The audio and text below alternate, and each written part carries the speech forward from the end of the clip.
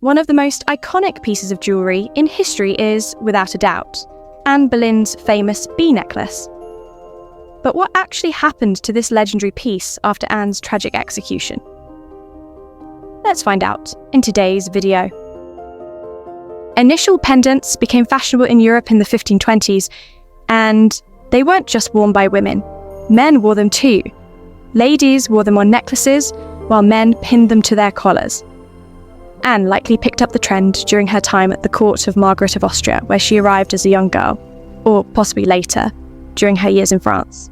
While all the portraits of Anne wearing the bee necklace seem to come from the Elizabethan era, they were painted within living memory of her life.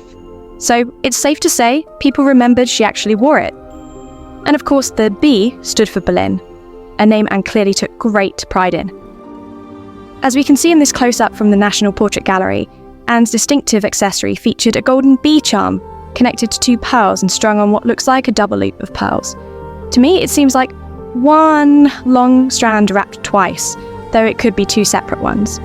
The pendant itself is adorned with 3 teardrop pearls, a detail consistent across all portraits in this style. So, what happened to the necklace after Anne's execution? Sir William Kingston, Constable of the Tower and Anne's jailer, was given £100 in compensation for jewels and garments the late Queen had with her in the Tower.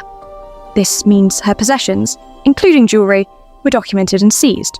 If the necklace had been a personal gift from the King, it would have been considered part of the royal collection.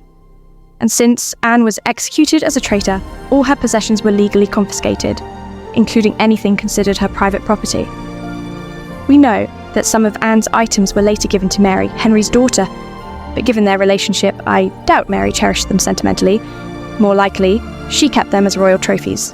There is, however, an intriguing detail.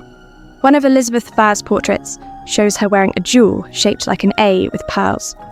So, what if Anne had more than one initial pendant?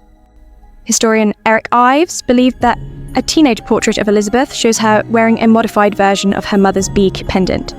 He even pointed out that 3 dangling pearls are practically identical.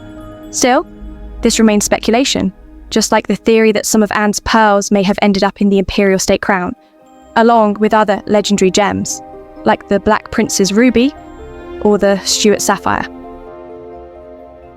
The most likely fate of Anne's jewellery?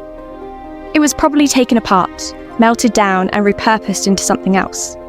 The pearls may have been reused in court dress or other royal accessories. Unfortunately, I think that's the most realistic scenario. I just can't imagine it surviving intact. But what do you think? Let me know in the comments and tell me, would you want a necklace like that? Because after making this video, I definitely do. If you enjoyed this video, don't forget to give it a like, and I'll see you in the next one on the channel.